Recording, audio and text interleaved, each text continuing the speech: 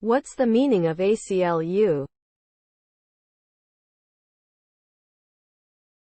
ACLU. ACLU.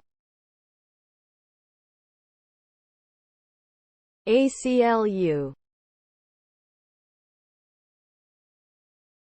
ACLU.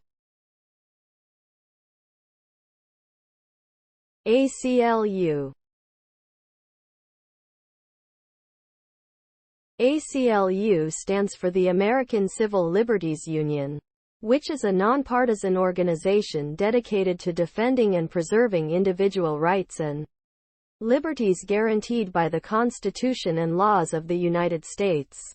Founded in 1920, the ACLU has been involved in many landmark cases related to civil rights, freedom of speech, reproductive rights, and privacy. The organization also engages in advocacy and education to promote its mission of protecting the rights of all individuals regardless of race, gender, ethnicity, religion, sexual orientation, or economic status.